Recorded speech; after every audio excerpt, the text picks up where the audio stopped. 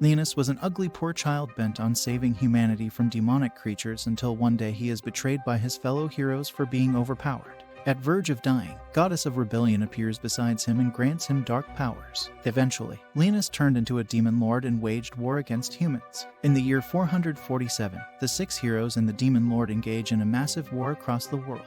The army of skeletons, led by the demon lord, charges onto the battlefield to face the heroes. However, the heroes, having been bestowed with godly powers, transformed into angels. Linus, the demon lord, sits in his room surveying the aftermath. All his bases have been taken down, and defending themselves appears to be their last resort. Some human soldiers fall to the skeletons, but one of the heroes has the ability to resurrect them. Suddenly, a colossal tree-like creature appears, enraging the demon lord, as he recognizes it to be the evil sage hero who sacrificed his humanity for more power. Linus stands up and calls for his staff to join the fight, but his wolf friend and the faithful general stop him. They remind Linus of a promise he made to the goddess of rebellion. She had asked him to do something when he was still human, so Linus chooses to accept defeat.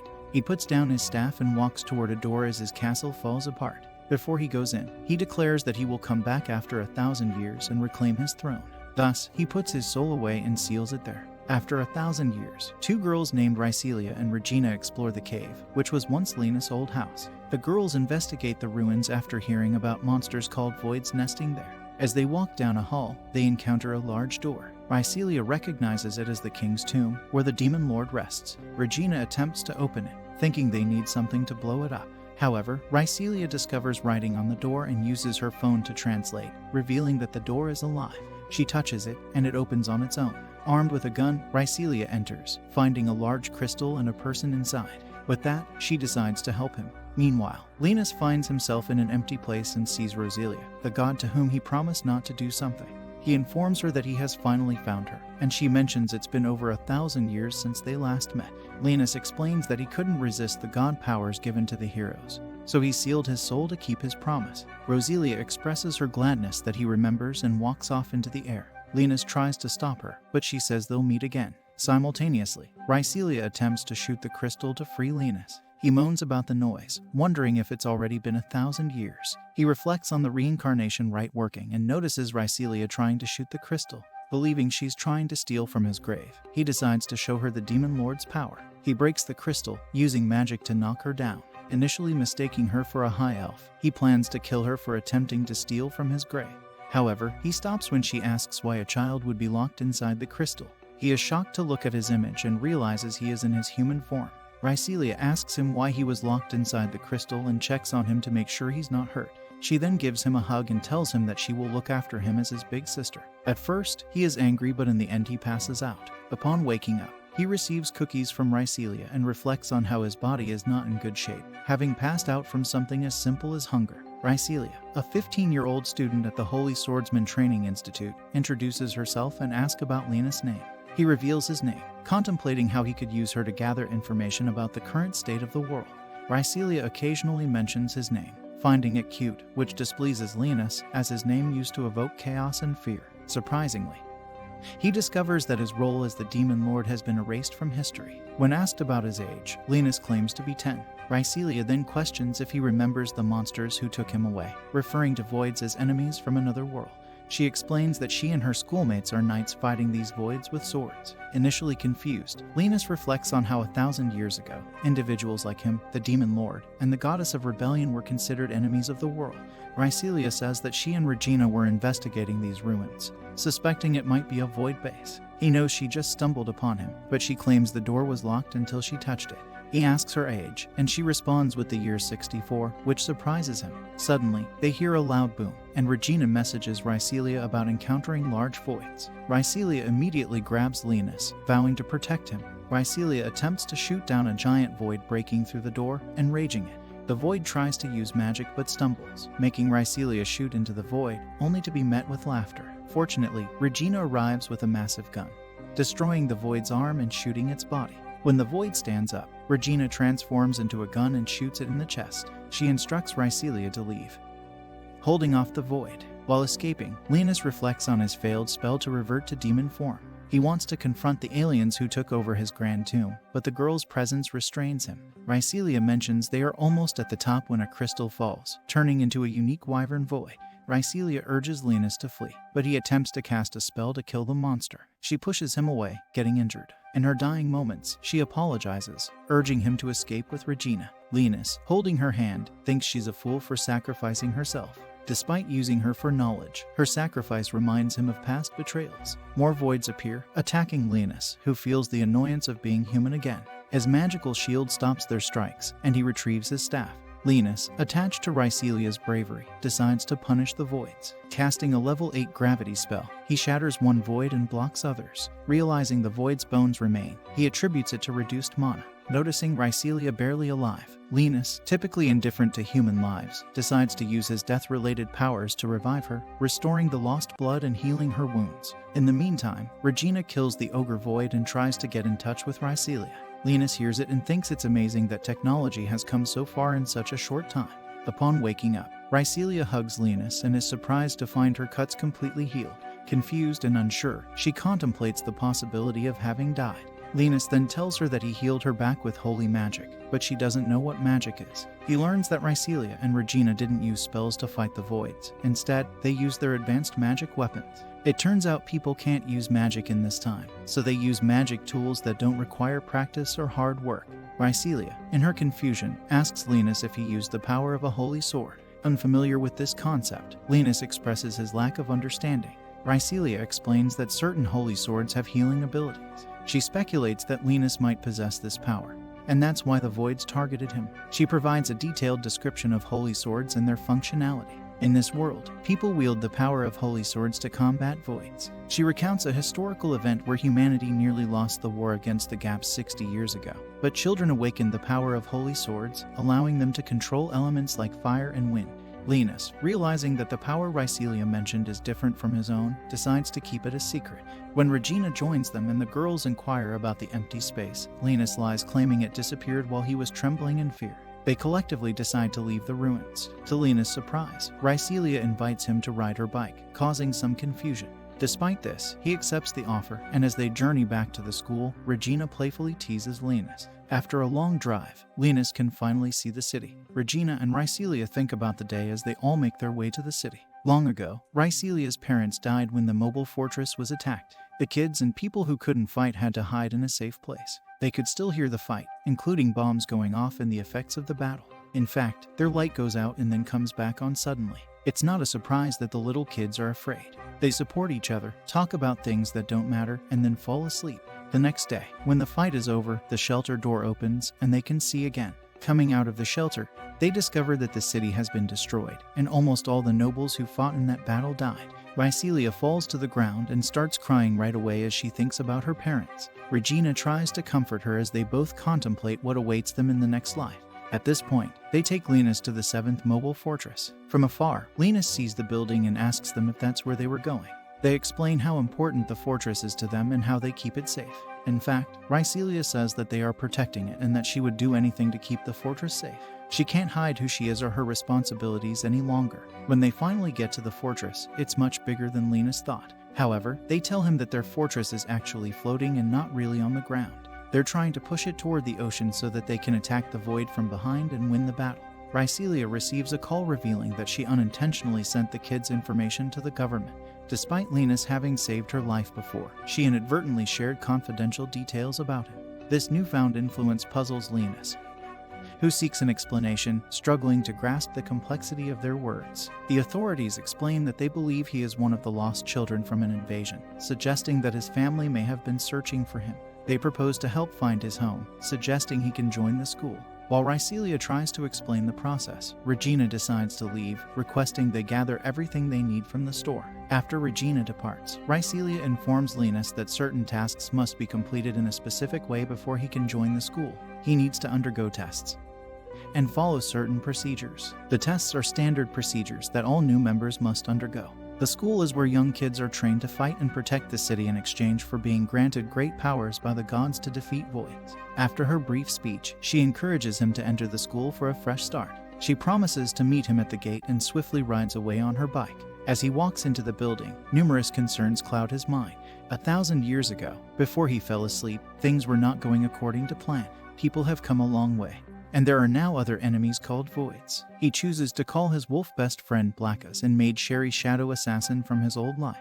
Both of them appear, but as they haven't seen him in over 1,000 years, their ears pick up the words of their master right away, and they greet him. They say they had been in deep sleep too for all those years and are so glad to see him. Blackus asks him what's the deal with his new body. Linus assumes that his attempt to reincarnate failed and changed back into the form he had when he was a person. Linus didn't know how he looked as a human hero, but Sherry tells Linus that he looks really cute and that the new shape fits him. However, Linus doesn't care about his new look. She can tell right away that he doesn't like what she said and apologizes immediately, despite the initial awkwardness. He proceeds to ask them for a favor, and they express their readiness to help. They have also seen how people have changed. Linus agrees that things have changed so much that he needs more knowledge before he can act. They are not the same civilized people they left about 1,000 years ago. Linus asked them to help him find out what humans have been doing to prepare for the Demon Lord's return, as humans don't know much about the Demon Lord. He tells his servants to be very careful and not to use any devices that could reveal them, as humans are on the run and don't want to be caught. When Sherry asks Linus what he plans to do next and if he will follow them back to where they hid, he says he isn't going. He is in a body, and bodies have needs. He needs clothes, food, and a place to stay. And living with people is the best way for him to get his answer. He will be staying at the academy with the people who have reached out to him, so he can also use that time to learn more about humans and their new culture. They promise to do their job well. After they leave, Linus enters the hospital to take his test. The first door he goes through leads to a room with long pipes all around. He's not sure what the room is for or why the pipes are there. Suddenly, water from one of the pipes falls on him. However, when he walks through the door, the lights get brighter, red lights start to show up, and the system makes a loud noise. When he lowers his mono level, the noise stops, and the light turns off as it should. He walks out of the door and into the next one, uncertain about what he will find. However, that marks the end of the process because he now has his ID card in front of that door. Rycelia comes up behind him and takes the card from him. The card serves as proof of who he is until he is fully accepted by the government. She needs to make a note of the card so that she has a clear record for when she turns it in. As they walk back to her bike, she takes a picture of the card and gives it back to him. She says she needs to rest at home because she feels a little weak before going back to the office for her training. She tells him that she hasn't woken up her power yet and plans to keep training and fighting until she does. He doesn't understand why the gods would share such great power. She offers to show him around the area, as Rycelia hasn't awakened her power yet, so he can at least see. Before he follows her to her room, as they ride through the city, he notices how happy everyone is. He remembers that the city is supposed to be at war, which is why everyone is so happy. When he asks her why the city looks so calm, she tells him that only the most skilled warriors are sent to fight, and everyone is at peace because the mobile castles are safe and ensure that voids don't attack them. When they get to the fortress, the building is really big. She shows him around the government and tells him that it's the city's main armed group and where all their direct orders come from. The look on his face isn't what she's expecting. The building is so big that she thinks he will be shocked. She also tells him that everyone who sees it for the first time is always very excited. But he is thinking about something very different. He thinks about how to get into that kind of building without losing the fight. He could understand why they had a training room. She shows him around the building, showing him his class where he would get all of his lessons, the library with many books, and the bathhouse. He didn't know why a school would have a dance hall. Rycelia tells him that kids who don't play would get bored. Then she answers the same way, agreeing that they need to have fun when they're tired. They begin to walk to the room. She shows him the dorms for girls, and he sees that every woman who walks by compliments him on how good he looks. This makes Rycelia tell him that he would be popular. Their fun trip quickly turned sour when Rycelia encountered a senior she had disliked for some time. The senior had been flirting with her that day, questioning her association with the child and mocking her company's capabilities with kids. He warned her that she would be expelled from school if she didn't awaken her power soon, pressuring her to join his platoon and become his pawn. Despite Rycelia's refusal, he grew angry, resorting to pulling her hair. Linus, angered by this, intimidated the senior with his power, causing the senior to bow down at Linus' feet. The persistent senior then pulled out a gun. But another senior intervened, reminding him that such actions weren't allowed at school, and that he was breaking the rules by entering the girls' dormitory. Embarrassed, the senior walked away. Grateful, Rycelia thanked her senior and later discussed her mission with him. Apologizing for not following her, she measured Linus for his uniform, making Rycelia feel weak once more. Taking a moment on a tree, Rycelia continued the trip. Upon reaching Rycelia's room, she explained to Linus that the school's dorms were based on merit, and having a nice room required academic excellence. Regina was already asleep when they arrived, prompting Rycelia to lead Linus to her room. While Lenny's was bathing, she asked if he would like to join her platoon. Her squad is weak because she isn't strong, but she needs to stay at school. As she's talking, she enters the bathroom and sees Linus. She treats him like a younger brother, so she offers to help him wash his hair with shampoo. He reluctantly agrees. As she does, she tells him that every platoon will be all over him because of his healing power. She says she won't be mad if he doesn't join her, because she wants them to stay friends. However, he does plan to join her. He tells her she doesn't need to be at that school because he doesn't trust other people to help her if she's in danger. She knows she can't defend herself and feels helpless. She says she wants to be safe. Then, she passes out. Linus pulls her close and places her mouth on his neck. He tells her that he was lying. She asks him if he has healing powers. He says no, he only has dark powers. Later, upon waking up, she starts to feel better, but confusion sets in as to why she had bitten him. He decides to tell her the truth. He had to use his magic to turn her into his strongest minion, a vampire queen. She remains puzzled, but he explains that in reality, she is already dead. Mycelia later wakes up on her bed, still confused about what happened. Linus clarifies that she collapsed due to a lack of mana, and he had to share some of his own. Perplexed, she asks about Linus' true identity, and he simply reveals himself as an ancient sorcerer who resurrected from the crystal, wielding powers long forgotten. He shares that his sorcery can only control death, unable to heal or revive her. Linus discloses that he used a level 10 spell named Elder Undead, unsure if it would work. However, she returned as the strongest of all undead minions, the Vampire Queen. Concerned about being a vampire, Linus reassures her that she lacked mana and had to drink some of his blood due to vampiric impulses. She believes his story, whereas he apologizes for not being able to save her properly. She asks if she can share her story, and Linus agrees to listen. She tells him about losing her city 6 years ago, along with her parents, who were holy sword users trying to protect the city. She feels sad for being in a shelter with Regina and mentions training to awaken the holy sword to fight voids. She asks if she can still manifest a holy sword, but Linus doesn't know and says she's stronger due to her vampire queen nature. They go to the cafeteria, and she wonders if she can eat normal food as a vampire. Linus says she can, but it's not the most efficient way to regain strength.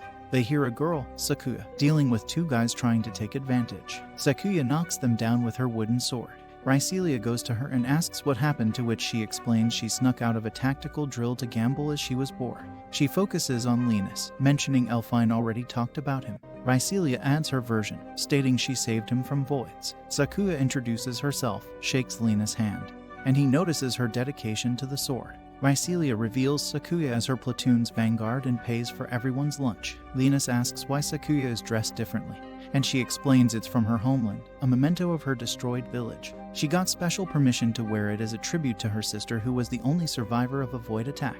After the meal, Rycelia and Linus go to the training grounds to register his holy sword. Instructor Alto, in charge of the examination, explains she'll determine the type of holy sword he has, while Rycelia mentions he's a support. When Linus notices void simulators, Rycelia explains they copy void combat patterns. Alto asks Linus to fight one, set to low level. He uses a level 2 gravity spell, unexpectedly destroying all the robots. Alto wonders if his holy sword is really supported. Muzel interrupts, wanting to handle the examination.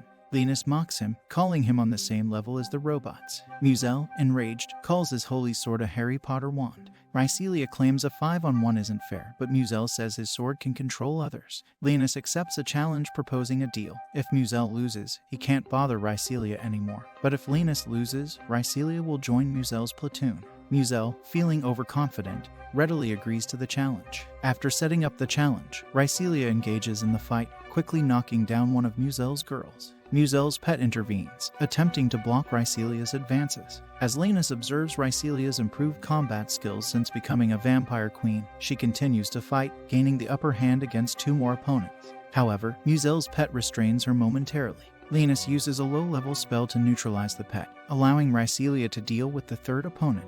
Despite her initial success, Muzel reveals his Holy Sword of Dominion, which is, in reality, a wand resembling those from the Harry Potter series. He threatens Rycelia and shifts his attention toward Linus. Cornered, Linus considers using a level 2 spell, but Rycelia, talking to herself, desires to protect him. Her strong desire manifests a bright light into a holy sword. With it, Rycelia breaks free, rushes forward, and destroys Muzel's wand. Eventually, Muzel gives up, unable to control the girls. Everyone cheers for Rycelia, and Regina hugs her in happiness for awakening her power. Rycelia can barely believe it and later thanks Linus, promising to protect him. Rycelia then asks for a favor from Linus to join her platoon to make her stronger, and Linus accepts. They have a welcoming party with Regina cooking a feast alongside Sakuya and Elfine. Later, Elfine asks Linus to come to her room to analyze his skills. The conversation shifts to where Linus will stay since there are no open rooms. Regina, Sakuya, and Elfine all offer, but Rycelia jumps in, wanting Linus to stay with her.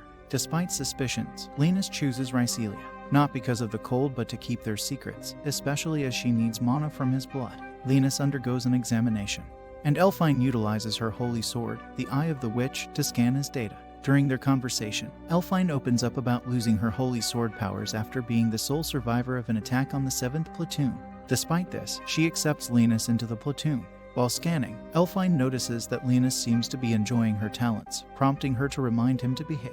During this interaction, Linus also notices a map on Elfine's monitor and decides to check it. Later, Blackas appears and informs him that voids resemble monsters used by the Dark Lords against mankind.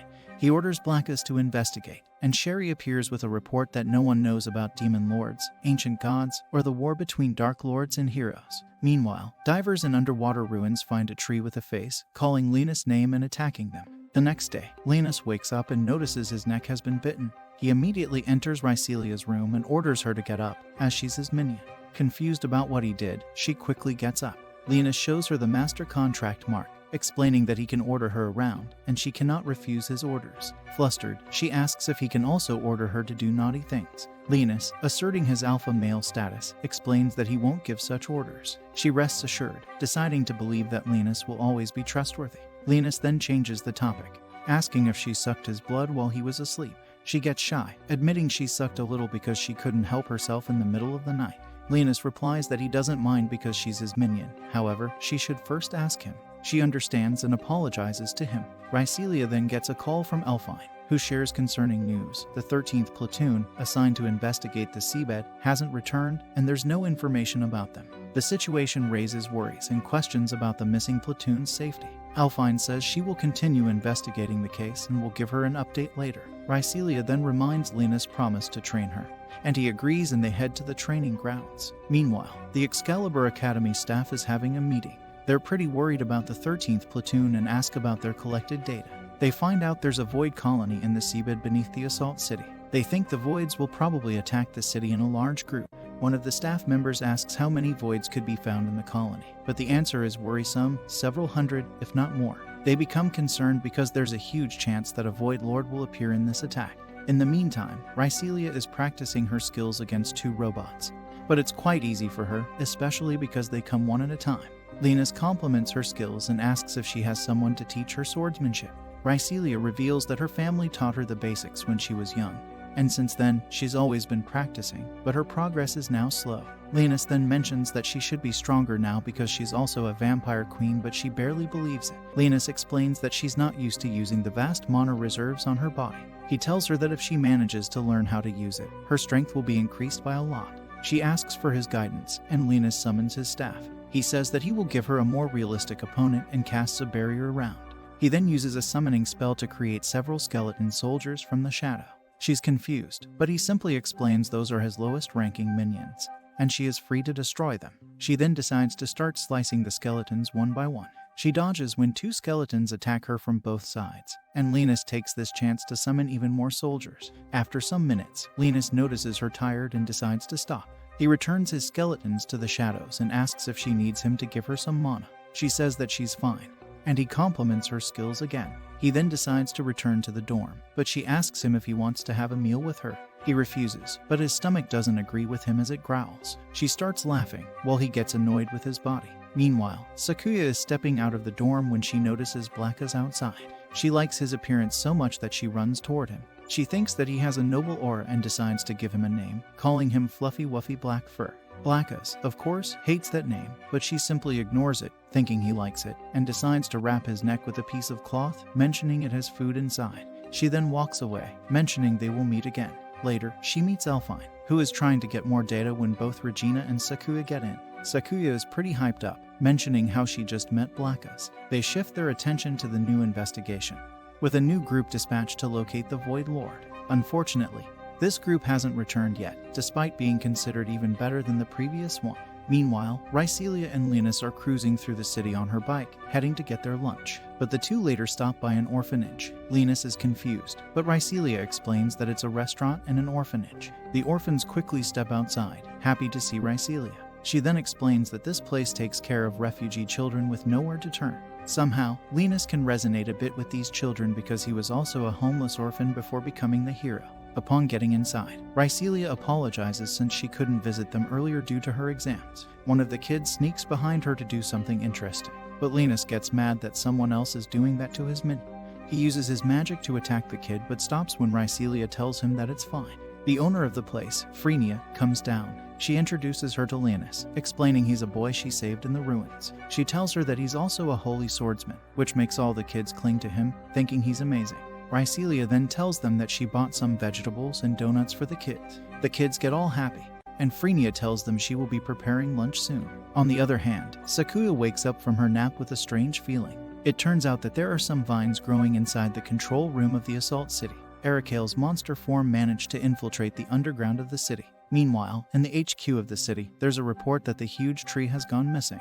They wonder if it's a void and are determined to deal with it when they find it. They then contact Elfine and allow her to explain the results of her analysis. She explains that she detected something underground in District 62. She also explains that at the same time, there was a magic energy reaction. She then reveals the same occurred minutes later. And after analyzing all the data, she concludes it was caused by a void. Everyone starts to panic, unable to believe a void managed to infiltrate the underground facilities.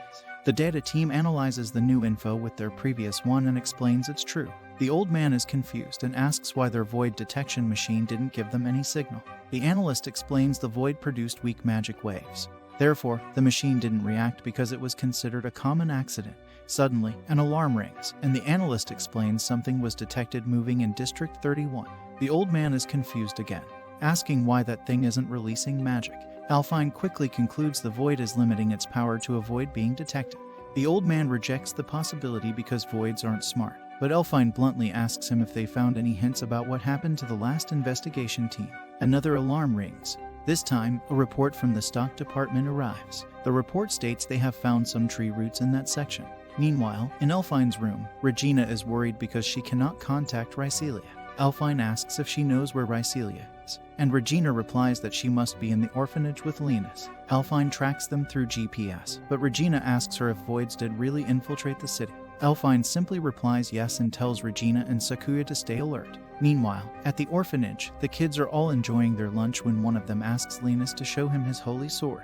Linus is clearly annoyed because the stupid kid just spat on his face. However, there's a girl who calms the kid down and gives Linus her handkerchief. Linus sees her as a kind and well-educated child, but she's clearly crushing on him. Back at the headquarters, they manage to find some hints about what's happening. Not only did they discover footsteps, but also a corridor full of tree roots. Men await orders to destroy those roots. Suddenly, the roots start to inflate, revealing eyes. In the next instant, all men are attacked, losing communication. The general believes it's a void but wonders how it infiltrated the underground. Things worsen when the analyst reveals the roots cut the communication system within the city. 2 survivors let the void escape, and tracking is impossible. The general is alarmed as voids usually attack relentlessly, but this one ran away. The analyst realizes the void paved its way through the energy corridor. Elfine deduces its goal is the magic energy core sustaining the city. She explains that if it's a void lord, it will use the core to create a massive stampede. Everyone panics, ordering the protection of the magic core and activating all defensive systems. Seconds later, tree roots breach the walls, attempting to reach the core. The defensive system shoots down the roots as troops arrive. Despite losses, they prioritize defending the core and order citizen evacuation, while everyone else prepares to face a stampede. An ugly, disgusting kid at orphanage is still insisting on seeing Lena's holy sword. Soldiers continue their efforts to manage the roots, but their attempt cease as the magic core is breached. The invading force swiftly infiltrates, initiating the summoning of voids. The city alarm blares, prompting Rycelia and Linus to hurriedly exit. The realization dawns upon them that a stampede is now threatening their city. The city's defense system activates using the reserve energy, but it will take 3 days for them to get any external help. Alfine, Sakuya, and Regina help to evacuate the citizens, but Regina is still worried about Rycelia. Alfine assures that Rycelia should arrive there soon as she should follow the normal procedures, but their focus for now is to deal with the voids in the area. The sky is filled with voids, but the defensive machine guns start to quickly deal with them. The girls then reach a rooftop where each of them starts summoning their holy swords. Meanwhile, Linus is watching the strong voids attacking from away. Rycelia gets scared and goes inside, saying they need to take the kids to safety. Linus follows, but Sherry stops him and asks for orders. Linus tells her to protect his minions and other humans, but Sherry refuses and reveals that she will stay with him. But he insists her to go away. Rycelia calls Linus, saying the kids are ready to leave. But Linus sees a dangerous dragon void nearby. Rycelia goes outside to fight with her holy sword, but Linus sees she's not using her full power as a vampire queen. He asks if she's scared, and she admits, but she won't let the kids suffer. Linus smiles and gets his staff, deciding not to let his strongest magical minion die. The huge dragon appears in front of him, and Linus casts his level 10 spell. Several fireballs appear in the air and crash in the area. Rycelia is scared because it's raining fireballs, but Linus tells her to stay still. He manages to pin the dragon down, but it attacks Rycelia with fire. She dodges it, and Linus starts to blame his current body for his low level of power. Suddenly, Blackas appears from the shadow and bites the dragon's neck. Linus uses this chance to cast another level 10 gravity spell, smashing the dragon to the floor. Rycelia cannot believe she saw Linus defeat such a huge void. Yet suddenly, the floor starts shaking and collapsing. The three roots appear once again, and they restrain Rycelia. She's slowly pulled inside the hole. Linus tries to help her, but some roots block his path. The roots then start taking some shape and call for his name. Linus smiles and recognizes the roots as Ericale. Linus mentions he didn't expect to meet Ericale after 1,000 years. He summons his staff and casts a spell, but the tree dude doesn't fight him head-on and returns underground. Linus realizes Rycelia is still alive as the mark hasn't disappeared yet. Suddenly, Blackas comes out of the shadows to talk about Ericale and how he's changed after his resurrection. Blackas notices the kids from the orphanage looking at Linus. He wonders why they put themselves in danger and asks him if he has something to do with them. Linus thinks they are afraid of his power. He approaches them, telling them to return to the shelter, but they thank him for protecting them. They beg him to rescue Rycelia, surprised they aren't afraid of him. He assures them he will rescue her. He casts a barrier and summons skeleton guards to protect them. Linus walks back to Blackas, who picks up the sound of Rycelia's communication device. Meanwhile, Elfine and Regina are facing off against the Hydra and want Rycelia's backup. Linus tells them that Rycelia has been kidnapped and instructs Elfine to get Rycelia's location using her holy sword. She tells him to wait for their help, but Linus insists there is no time, giving her a view of the area where Rycelia was taken. Elfine manages to find her location and informs Linus. Suddenly, Elfine is about to be attacked by the Hydra, but she is protected by Sherry while heading to Rycelia's location. Blackas asks Linus why he sent Sherry to help the humans. Linus tries giving Blackas excuses, but Blackas isn't convinced. Linus finally confesses to taking a slight liking towards humans, and Blackas is pleased with his answer. Linus uses his magic to break the door leading to the room holding Rycelia. They both burst into the room, where they find Ericale holding Rycelia hostage. Linus tells him it's time to return his minion. Linus launches his flame magic, which burns the vines, but Ericale regenerates quickly and asks Linus how he's still alive. Linus tells him he never perished but just sealed his soul 1,000 years ago. Ericale tells him the world has changed since then. He claims the world needs to be rebuilt along with the empty star. Linus asks him about the empty star. Ericale tells him he has been chosen to be a bringer of good tidings. Several eyes open from Ericale's branches, making Linus realize that Ericale defeated the priests of the Sacred Order. Linus calls out to Rycelia, and she responds to him from behind the main branch of Ericale. However, she is being restrained by strong vines. While Linus is distracted, Ericale tries to attack him, but Blackas warns him. They run around the room, dodging Eric's attacks. Linus summons ice to cut through the branches, but the monster regenerates too quickly. He tries to attack Linus while he's off guard, but Blackas protects him. Blackas notices their magic is becoming weaker with each second, and Linus tells it's because they're in Eric's domain. Ericale casts a spell to increase the number of spells cast at once. He then creates multiple beams of light, which Linus gets hit by and tries to combine his magic attack with Blackas. However, Ericale creates a light barrier to protect himself. Blackas tells Linus that Ericale has unlimited power because he's absorbing it from the mana crystal. Linus tells Blackas it's time to take a little risk. Meanwhile, Rycelia, determined despite the pain, attempts to break free from the restraining branches, wielding her holy sword. Ericale continues his relentless light magic attacks on Linus. In response, Linus and Blackas join forces, casting a powerful spell, but Ericale counters with a light magic barrier. Rycelia, struggling against the vines, taps into her vampire powers. Her eyes turn red, and blood blades emerge, cutting through the branches. Linus, using his blood-covered communication device, pierces Rycelia's chest, freeing her. awakening as a true vampire queen.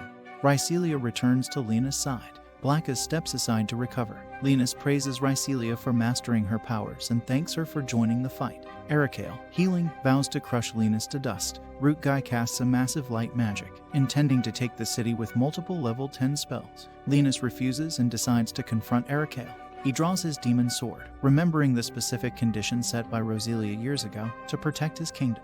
Reciting the sword's instruction, Linus declares the land and people as his kingdom. The demon sword acknowledges his decision. Ericale insists Linus can't change the world's destiny, but Linus vows to tear through the fabrics of destiny. Using his secret sword technique, Linus makes Ericale disappear, and the voids begin to vanish, bringing an end to the stampede. The next day, Linus finds himself unable to move due to sore muscles, a result of the overpowering effect of the sword on his undeveloped body. Rycelia visits him, bringing a present from the kids. She mentions that wielding her holy sword consumes much blood and she needs to replenish it. Linus teases her about self-control, and she playfully responds that she can indulge a little. Just as things seem awkward, the girls enter the room and catch them in this situation. Rycelia quickly explains to the girls that it's a big misunderstanding. In the aftermath, the city was devastated by the stampede, but it's slowly being rebuilt since the power plant was destroyed.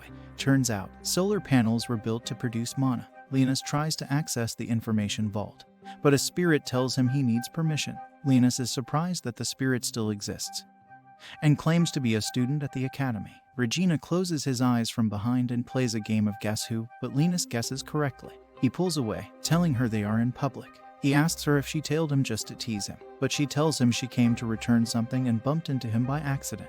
He tells her how he came to do some research on an ancient language, hoping it will help him recover his memories as an excuse. She empathizes with him and assures that she will grant him access. She approaches the spirit and asks it to let them through. The spirit tells her she doesn't have permission, but she uses a trick to make it grant them access. Regina instructs Linus to keep her trick a secret. Linus discovers that the spirit is man-made and asks Regina about the fate of the original spirits. She informs him that there are rumors that they lurk in forests. Regina finds references for the ancient language in the vault and points Linus towards them, mentioning that he can only read the books in the vault. They receive a message from the administration inviting them to the commendation ceremony hosted by Alteria, the Imperial Princess. Linus is thrilled as it provides him with an excuse to inquire about the human empire. He receives a call from Rycelia asking about his whereabouts. Linus explains he went on an errand but will meet her at the harbor. Eventually, Regina leaves him in the vault. Meanwhile, in the outskirts, a black lion called Bastia tells his gang they will kidnap Alteria during the ceremony, and the group agrees with him, saying they can use her to bargain for the freedom of their imprisoned brothers. Jurder is angry the humans locked them up, while Elsa asks Bastia if they would be able to hold up against the holy swords of the humans. Jurder starts arguing with her, and Bastia tries to calm them down. Sharnak appears and tells them they lack unity. Jurder asks her why she is mocking them, to which she tells him she's offering her assistance because she shares their resentment. The gang asks her if she would help them capture the princess, and she tells them she will give them powers greater than a holy sword. The demon sword appears, and she gives Bastia great power, which allows him to make his own demon sword. The group confuses it for a holy sword, but Sharnak tells them it's a demon sword that can be wielded by anyone. Elsa is impressed and thinks their kidnapping attempt could be successful with such power. The stranger tells them anyone else who is strong enough will also get a demon sword. She suggests they hijack the ship and kidnap the princess. Jurder says if they steal the ship, they can sail straight to free their partner. Sharnak, in exchange for the demon swords, asks them to deliver the swordsmen as a sacrifice to the goddess. They agree to her terms. Meanwhile, Linus arrives at the harbor, impressed by the battleship docked there. He then decides to get Rycelia a gift and is impressed when the vendor tells him the elves make it. Linus asks him about the elves, and the vendor explains the diversity of people who reside in the city. Princess Alteria stands on the battleship to greet the people gathered at the harbor. Her guard tells her she shouldn't stand too close to the edge. She apologizes, telling him she was looking for someone. Rycelia and the rest of the platoon meet up with Linus. He gives her the gift he bought for her as thanks for saving his life. She thanks him for the gift, telling him it's adorable. She then tells him it's time they board the ship and meet with the princess. Linus asks about Regina, but they tell her she won't be attending the ceremony. Suddenly, a student named Fenris calls out to Rycelia, asking her what she's doing at the harbor. Rycelia tells her they were invited to the commendation ceremony. Fenris tells her she is busy all the time since she is on the student council. They begin to argue, but Elfine breaks it up. Fenris mentions that she heard Rycelia awakened her holy sword and congratulates her. Linus appears and asks Rycelia about Fenris, and she tells him they are some sort of childhood friends. Meanwhile, Bastia and his gang infiltrate the ship. They take down guards and steal their faces to assume human appearances, commending Sharnak's plan for working well. As the ceremony begins, Linus sits down, looking through a copy of the history books. He notices missing information, indicating an attempt to hide past events. Sherry appears, and he asks her what she has discovered. She provides information about the ship, and he presents her with a gift, which she isn't too pleased with, but takes anyway and disappears into the shadow world. Later in the day, as it's almost time for the princess's speech, she is being led by her guards but is ambushed by Bastia and his accomplice disguised as staff. They take the princess hostage, but she releases the master key, and the pierced creature runs away. The demi-human gang surrounds the people gathered for the speech, confiscating their phones and keeping them in check with a bomb. When asked what they want, they demand the release of their partners in prison. Fenris rejects negotiation, stating they don't negotiate with radicals. He informs them they will be sacrificed to the goddess. Concerned for the princess's safety, Linus disappears into the shadow world.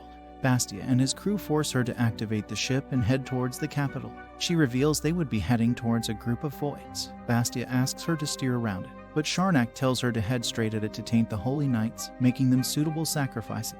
Bastia realizes her true intentions and attempts to fight her, but she subdues him. Guards at the harbor notice the ship moving and try to stop it. The pierced creature meets with Regina, who identifies it as the royal family's carbuncle and delivers the message, calling for help. Regina jumps back on the ship and bumps into Linus, who seems lost. She tells him her little sister is in danger. Regina then starts explaining to Linus about her background. She introduces herself again.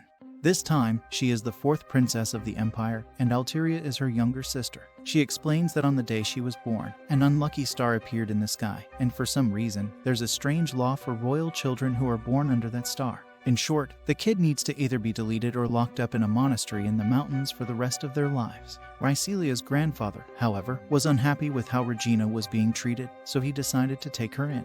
That's how she became Rycelia's maid and friend. She then mentions there's a chance that the assassins have taken her sister to control the ship. Linus is confused, but she reveals the royal family holds the power of the spirits, and the ship's navigation system is an artificial elemental which can only be commanded by royal blood. With that information, Linus decides to recapture the princess. He mentions Rycelia and the others should be fine despite being held hostage in the hall. Regina gets shocked, but Linus replies that they're the ones who can do it. He thinks the carbuncle should know the way to the main bridge, and Regina lets the spirit lead their way. Meanwhile, at the party hall, Fenris tries to talk to the beastmen, asking how they even got there. The wolf guy smiles, mentioning they just used his holy sword. Elfine takes this chance to tell Rycelia that she already analyzed the bomb. Rycelia is a bit confused about how she did it, and Elfine explains she hid her holy sword behind the chandelier. She then reveals the bomb isn't a reactive type, meaning the holy sword user must send magic power to activate it. The only problem is that it cannot be neutralized, only delayed, and to add more salt to the injury, she can only delay it for only 1 second. Rycelia thinks that if they work together, they can easily deactivate the bomb. She looks around and notices a fork. She decides to poke it into her finger, making her bleed to activate her vampire queen power. Meanwhile, Regina and Linus manage to reach the main bridge, but it's empty, technically filled with corpses. Linus wonders where they took the princess, and Regina mentions there's a chance they can create a link to talk with Alteria. However, she isn't sure if she can form that link. Linus encourages her, expressing his belief in her abilities because she wants to protect her little sister. Regina returns to her relaxed state and decides to give it a try. Holding the carbuncle, she concentrates on trying to talk to the princess. Alteria replies, asking who Regina is. Regina lies about her identity, mentioning she can also use spirit power and inquires about the princess's location. The princess reveals she's being taken away and urges Regina to focus on saving the people inside the ship. Alteria then discloses that the radicals have set the course of Hyperion to a void. She then reveals their only way to stop the ship is by taking the carbuncle to the bridge. Regina explains everything to Linus, who immediately asks where the princess is. Regina reveals Alteria's location but is worried because if they choose to save her, everyone else will be left alone to their destiny. But Linus just tells Regina to stop the ship because he will rescue the princess. Regina says no as he's just a kid, but Linus doesn't listen and leaves. At the party, Rycelia is trying hard to control her vampire's blood powers. She creates a small line of blood to reach the person handling the bomb. Before that, she warns Elfine to get ready to stall the bomb. However, Fenris never shuts up and starts blabbering toward the wolf guy. The wolf dude gets as annoyed as we are and threatens to slice her neck off, but unfortunately Sakuya, who somehow managed to free herself, stops him by dropping a plate. Wolf guy gets annoyed and rushes towards her. Meanwhile, Ogre Girl reasons that Sakuya's aura is quite intense. Once again, Fenris gets up and opens her mouth. Rhycelia uses this opportunity to control her blood again and prepare for their attack. The wolf dude doesn't wait. He attacks Fenris, who somehow manages to dodge, pulls off some judo moves, and restrains the guy on the floor. The wolf guy isn't happy about it and tells the other dude to blow the bomb. Elfine uses her ball to delay the spell, enabling Rhycelia to use her blood to destroy the guy's wand. Sakuya follows up by pinning the other girl against the table, and Fenris summons her ice wolves to freeze the wolf dude. Rhycelia takes this chance to summon her holy sword to attack the guy and finally destroy the bomb. However, she has some complaints about how Fenris almost ruined their plan. Everyone quickly gets their devices, but there's no signal, and somehow the atmosphere feels weird. They check through the window and see how close they are to a void. Voids start boarding the ship and attack them. It seems everyone already knows their tasks. Elfine and Rhycelia will help the guests get to safety, while Fenris and Sakuya defeat the monsters. Rhycelia suddenly hears Lena's voice, but is confused because she doesn't see him. He explains that he's using the souvenir he gave her to create a telepathy channel with her. He then reveals that Regina is heading to the bridge, but it's too dangerous for her to go alone, so he asks Rhycelia to help her. Meanwhile, Regina is literally surrounded by voids, but Rhycelia manages to arrive and rescue her. Rhycelia activates her true power to flatten the monster into the ground. The two finally reach the bridge, and Rhycelia says she will cover Regina's back. Regina sits down, accesses the system, and inputs the code given by the princess. Turns out, it's the name of the star Regina was born, Alteria. Never having met Regina, Alteria didn't want to forget that she had an older sister. In her thoughts, Regina thanks her sister and tries to take control of the ship's system. In the meantime, the princess is almost being taken away on a plane by Sharnak. Alteria notices the chopper managed to turn away and is happy that everyone is safe. Sharnak tries to take off, but somehow the chopper is being pulled down. She suddenly sees the voids guarding the area being wiped out by fireballs. She looks forward and sees a little boy asking if she thought she could get away. Sharnak steps outside and asks who Linus is. He replies that she will pay for the crime of messing with his kingdom and introduces himself as the Demon Lord. She gets annoyed, calling him just a kid and mocking the name of Demon Lord. She uses a fire spell to attack, but Linus easily blocks it, calling it disappointing. Sharnak cannot believe her eyes, mentioning he just used the secret art of the legendary Demon Lord. Linus confirms it and uses his shadows to restrain her. He questions her objective, to which she replies is to create a demon sword. She then mentions gaining the favor of the goddess, making Linus confused. He claims that gods perished 1,000 years ago and asks for its name, but swords come out of Sharnak's body. Just when she's about to reveal the goddess's name, Linus is confused because that was the Sword of Annihilation. Sharnak suddenly turns into a big monster able to summon more voids. He quickly remembers that the sword was given to him by the gods when he was a hero to kill demon lords. However, he believed that he destroyed the sword after becoming the Demon Lord. He attacks it with a void with fire. The void suddenly disappears and appears a second later on top of him. Linus manages to dodge, but notices the smaller voids are trying to take the princess. He destroys them but enables the huge void to attack him. However, Regina, who's controlling the ship, watches everything from the surveillance camera and activates the defense system. The ship starts shooting the void not only with bullets but also missiles. One of the missiles has Rhycelia inside, who came to help him. More voids are summoned, and Linus asks Rhycelia to get him some time. She cuts her own flesh to create some blades and deals with every small void around. Linus uses this chance to pull out his demon sword and uses his strongest attack to vanish the Void Lord away. In the aftermath, Rhycelia, Sakuya, Elfine, and Fenris are commended by the princess for their efforts to protect everyone. Alteria, however, notices Linus is missing. Rhycelia explains he's recovering from his injuries, and the princess tells her to thank him along with the girl who can use spirit magic. Meanwhile, Linus is lying on his bed, feeling sore when Regina steps in. She asks how he's feeling and mentions she prepared some apple pie for him. She mentions she will feed him some, but he rejects it. She then decides to reward him for his effort with a little kiss. Linus gets embarrassed, and Regina tells him to keep it a secret from Rhycelia. Under the princess's orders, the soldiers find the demi-humans' underground hideout. They warn them not to resist, but a mysterious voice casts a spell, turning them all to stone. Then, Linus appears in a skull mask, declaring himself the world's true ruler. He orders the demi-humans to kneel and swear their loyalty to him in return, promising them a safe place to live. They agree and he renames them the Devil Wolves. Linus creates a magic labyrinth for them to hide so they can resist the Empire. Suddenly, he gets a call from Rhycelia and teleports away to avoid being discovered. Rycelia searches his room but finds Sherry instead. She blinks, and Sherry disappears, leaving the room empty. Linus appears back into his room, happy as he was able to recruit the remaining demi-humans. Regina brings in some food, and they all have their breakfast. Rycelia tells Linus to eat healthy, and he wonders if she's trying to make his blood taste better for her. Suddenly, Regina tells everyone that she thinks their dorm is haunted by phantom dogs and a ghost maid. Rycelia tells Regina she saw a ghost maid, which made Linus choke because he knows it was his maid Sherry. But he convinces Rycelia it was her imagination. Rycelia asks him where he went, and he tells her he went for some solo training. Meanwhile, somewhere else, a guy picks up the demon sword left by Sharnak and offers it to the goddess. The sword disintegrates, making him wonder who defeated Sharnak. He then opens up a portal from which a massive city floats on the sea. On the other hand, Rycelia's platoon is summoned for a mission. They are told that a city that vanished into the void territory 6 years ago just appeared. This city, called the Third Salt Garden, happens to be Rycelia and Regina's hometown. The city is heading towards them and will reach their location in 7 days. The officer tells them that distress signals were sent from the city, and they wonder if there are survivors. Therefore, Rycelia's platoon is tasked with investigating the city. She tells them to check for survivors, investigate how the distress signal was sent, and shut down the city if possible.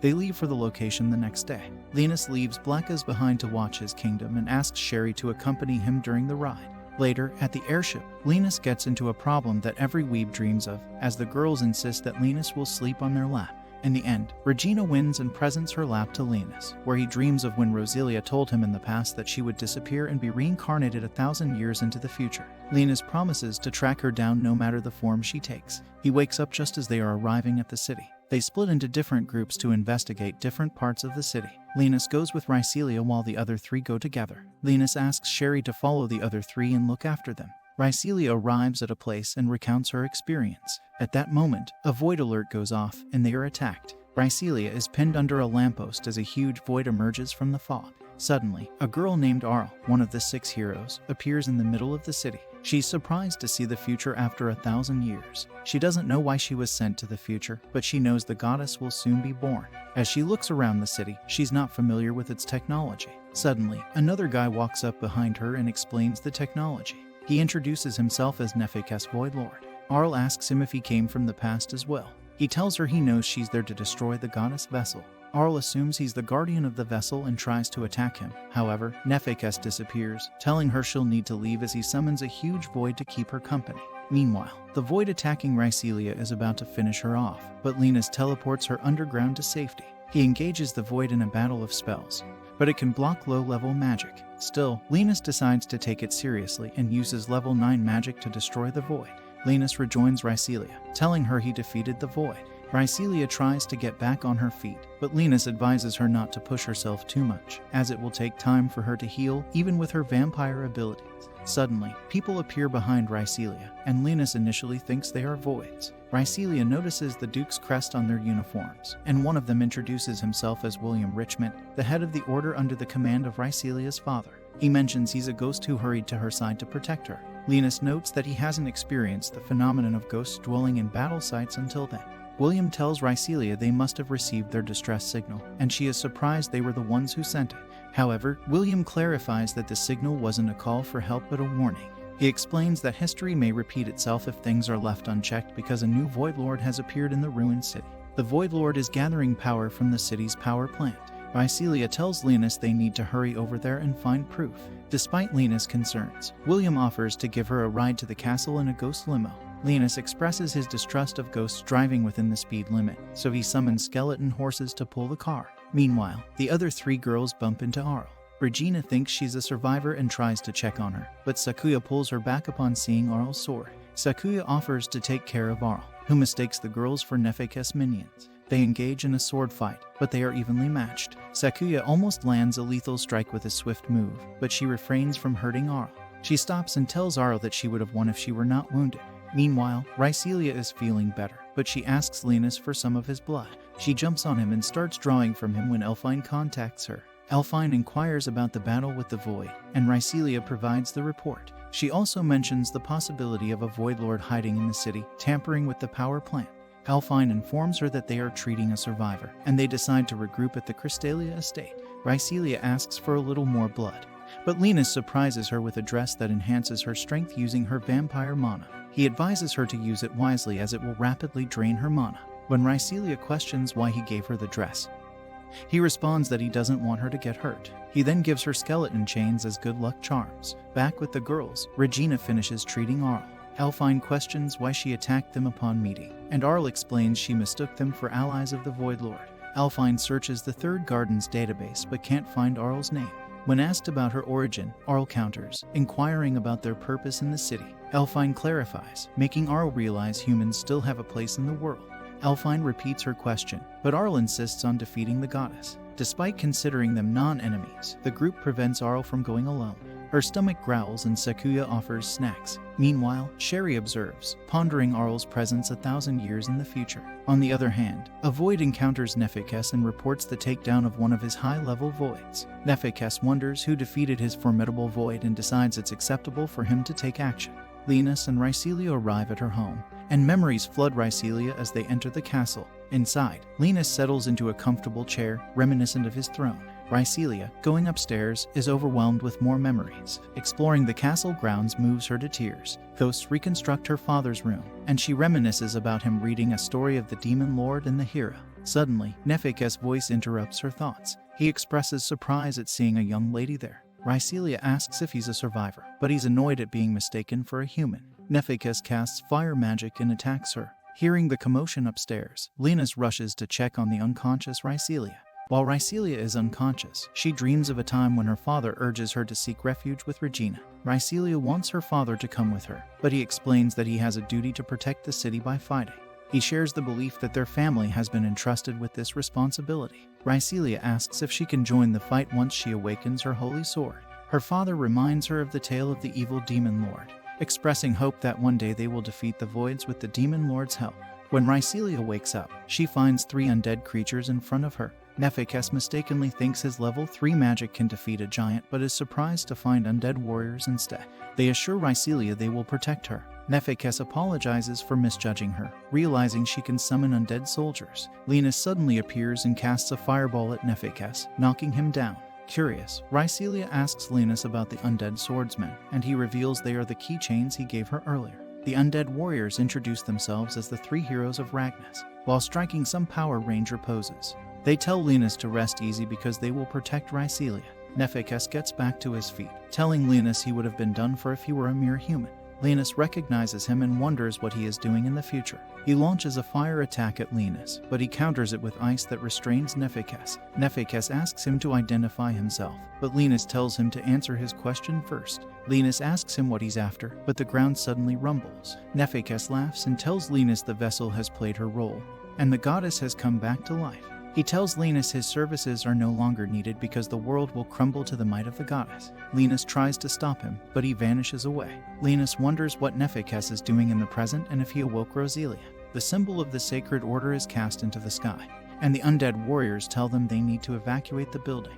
A huge creature appears, and William tells Rycelia to get to safety. Several void creatures move around as the hymn of the sacred order plays. Linus recognizes the hymn and identifies the creature as the remnant of Resurrection, one of the 6 heroes. Rycelia reports to the other 3, and they immediately swing into action, launching a missile that releases a backup signal. The void creatures swarm around the city as the other 3 decide to meet with Rycelia. Rycelia and the undead warriors keep fighting the voids, but any damage they inflict regenerates. Regina and Sakuya are having the same trouble with the voids who attacked them. Elfine does a scan and tells them the head is the creature's weak spot. Linus tells Rycelia the same thing, and they can now easily defeat the voids. Resurrection moves towards Linus and Rycelia. Linus is happy she's saving them the trouble of going to her to bring her down. Rycelia, Linus, and the undead warriors keep attacking the endless wave of voids. Linus decides to bring an end to the wave of voids and casts a huge magic spell on Resurrection. She is melted by the spell, but she regenerates. Linus is surprised she withstood such a level 10 spell. She casts a level 11 spell of her own, and Linus puts up a defensive barrier. She releases several magma stones which destroy everything around her. Linus tells Rycelia he's going to finish off Resurrection and asks her to watch his back. The undead warriors and Rycelia protect him from the voids as he jumps and draws out his demon sword. He tries to strike at Resurrection, but the sword starts resonating. Suddenly, Roselia's voice comes out of Resurrection, asking if he wants to use the sword to kill her. Linus doesn't understand what's going on as the voice tells him he can't use his sword to bring her down. Linus strikes at Resurrection, but the strike is blocked, and she casts a spell that shoots light arrows in every direction. Linus is hit by a light arrow and knocked to the ground. Resurrection prepares to cast another spell, but Rycelia summons the dress Linus gave her and uses blood magic to immobilize Resurrection. The undead warriors protect Linus from the void, and Rycelia picks him up. Linus remembers promising to find Roselia if she ever resurrects. Linus wakes up in Rycelia's arm and immediately tells her to run for her life. Listening to this, Rycelia hugs tighter, but he tells her to drink his blood and run away. However, Rycelia chooses to drain her mana into him. Linus remembers Roselia asking him to make a promise, wanting him to kill her if she comes back as something else in the future. Linus refuses, but she urges him to remember and find her real body through the guidance of his demon sword. He's now convinced it was not a dream but a memory Roselia sealed away. Until the right time, Rycelia is still trying to use her blood to inject mana into Linus' body, but he keeps remembering the moment when Roselia asks him to kill her with the demon sword if she turns into something different in the future. She tells him that by doing it, he will be able to find her real self, and the demon sword will lead him to his destiny. Linus finally wakes up and realizes that Roselia had put a seal on his memory to forget his promise to her. However, he refuses to give up and gets up to see Resurrection regenerating. He then promises that he will do anything to find the real Roselia. He picks up the demon sword again, and Rycelia asks about his wounds. He explains that he's now fine because she saved him when she used her mana to heal him. He's still confused because he doesn't understand if his memories returned at the right time or if it's because Rycelia returned all the blood that she drained from him. He turns to Rycelia, and she tears part of her dress and gives it to him. He uses it to fully heal his wounds. Resurrection then starts getting up, and the two prepare to fight. However, they're stopped by William, who also wants to lend his strength. He asks if Linus has a way to use his magic to put their souls to rest. They feel like they fulfilled their job as knights of Rycelia's family. Rycelia asks if he can do it, and Linus confirms he can. One of the knights explains that some knights' souls were turned into voids when Resurrection appeared 42 days ago. Linus looks around and sees several soul orbs. He realizes that Resurrection turned into a void lord on the same day that his seal was broken. She then used the souls of the knights by turning them into voids to attack. William asks for their wish to be fulfilled, and Linus promises to give them a place for their souls to rest. He uses the demon sword to cast a spell that absorbs all the souls into an orb. The knights thank him for fulfilling their last request, but Linus explains that he wants to ask for a favor. He wants the knights to help them. He then summons several skeleton knights from the ground and merges the knight's ghost form with these new bodies. William realizes that he can now fulfill his job as a knight. Linus then turns to Rycelia and explains that he still hasn't recovered enough power to defeat Resurrection. That's why she and the knights must find a way to buy him some time, especially since Resurrection will summon several other voids. Rycelia tells him to leave it to her and raises her holy sword. She then uses her own blood to create several spears for the knights, and every skull knight starts getting hyped up to fight. Meanwhile, Elfine finishes preparing with her team to fight the Void Lord. They get ready to leave on their bikes, but Arl stops them. She insists on joining the fight, even though Regina points out she's still injured. Suddenly, a void approaches Arl, but she effortlessly defeats it with a simple swing. Impressed, the girls listen as she explains that she's the only one strong enough to take down the Void Lord, claiming her holy sword was made for that purpose. Sakuya steps forward, suggesting it might be easier to defeat the Void Lord with her powers. She asks Elfine to let her join, assuring that she can protect the girls if things go wrong. Elfine agrees, and they prepare to head out. Back to Rycelia, she's fighting the voids alongside the soldiers. Each one is capable of dealing with the monsters, aiming to give Linus the time he needs to recover his power by absorbing the remaining lost souls. However, Linus feels like it's taking too much time. Meanwhile, the girls are driving to meet Linus and Rycelia, but they notice a large number of voids around. Elfine suggests using her power to drive Regina's bike, allowing them to attack the flying voids. Regina agrees and summons her cannon to shoot the beasts. One of the voids targets Elfine, but Sakuya slices it in half. Rycelia directs the knights to move forward while keeping formation, but she doesn't notice a void attacking her from behind. One of the skeletons defeats the void, while another catches her. Surprisingly, she isn't injured, and they explain it's because she has the Vampire Queen's power, possibly enhanced by her dress, as Linus mentioned it would help her control her power. Rycelia flies back up to continue the fight, determined to protect Linus. The skeletons, for some reason, also start flying and defeat several voids in midair. They realize that a single skeleton is more powerful than the average student. Rycelia then notices something on her back. Linus is absorbing a huge quantity of souls, and the ball has become quite big. The Void Lord looks at him and starts casting several magic circles. Linus knows this is bad since he still needs more time to use his full power. Resurrectia's magic circle changes direction toward them.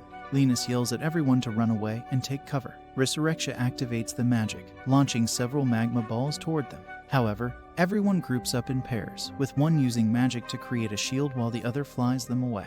Rycelia asks if Linus is okay, and he explains that he's fine, he just needs a bit more power. Meanwhile, Elfine and the girls watch everything from afar. Elfine tries to contact Rycelia, but Regina wonders if everything is okay. Elfine isn't sure, and suddenly, a huge void appears behind them. Regina tries to shoot it down, but it deals no damage. The void activates some power, creating 4 laser beams. Suddenly, a whip catches its arm and thrusts it into a building. It's Sherry, who simply puts it as completing her task. She then heads back to the battle. The skeletons are doing their best to defeat as many voids as possible, while Linus finishes absorbing enough power to create a huge ball. However, Resurrectia creates another spell with several magic circles. Linus then slowly starts transferring the souls into his demon sword. For some reason, Resurrectia forgets about her magic circles and decides to pick up a building. Since Linus cannot move, Rycelia combines her vampire queen powers with her holy sword to slice it in half. Linus then remembers Roselia's words and realizes the truth. She asked him to kill the future fake version of her and find the real goddess. He finishes charging the sword with the power of the souls and activates his power. However, Resurrectia activates a divine shield. Linus is surprised by this, but he has no other option. Meanwhile, the girls finally get near Resurrectia. Arl gets up, charging up her attack. Sakuya tells Elfine to get them closer, and everyone prepares to attack simultaneously. Sakuya and Regina use their holy swords to open a breach in the barrier, giving Arl a chance to cast her attack. The attack hits Resurrectia, who deactivates the barrier. Linus is confused about who was able to do it, but he doesn't have time to wait. He uses all the power that he has been storing and casts it on Resurrectia. The void's body slowly starts disappearing, and Rycelia cannot believe her eyes. She remembers her father's words, mentioning that he believed that one day the Demon Lord would appear to protect humanity from the voids. The voids start disappearing, followed by Resurrectia, and fortunately, the city stops moving, signaling their victory. Afterward, the knight's souls leave the skeleton bodies, and William expresses pride in fighting alongside Rycelia in their final moments. Rycelia mentions he would be prouder if he fought alongside her parents and sister. However, before disappearing, William notes that she's the last survivor of the family and should make them all proud. The girls arrive, and Rycelia runs towards Regina's arms. The group is happy to see everyone is safe. Sakuya explains that Arl helped them destroy the divine barrier. Some helicopters arrive, and Fenris is relieved that Rycelia and the rest are safe. They quickly step inside, and Linus is now sure that Arl is the one who destroyed it. However, he doesn't understand how a hero from 1,000 years ago is still alive. Rycelia asks why he looks so worried, but he replies that he's fine. He notices a book in her hands. She explains she found it in her father's study, so she decided to bring it as a memento. However, she cannot understand the language. She mentions that her father could read it, and the book talks about the Demon Lord. Linus is surprised, and she explains the legend of the Demon Lord, mentioning that he was once a hero. Linus' reaction almost gives him away, and she asks why he's acting like that. However, he manages to brush it off. After returning, Linus tells Blackas about Nephikas and instructs him to investigate. He explains that he caused this whole situation with Resurrectia and that he must know something about Roselia. Sherry also reveals her concerns about Arl and tells Linus to be careful. However, she also mentions that Linus gave Rycelia a dress. He asks if there's a problem, but she looks at her maid outfit and calls him an idiot. If you liked what you saw, consider subscribing to the channel and stay tuned for more quality uploads.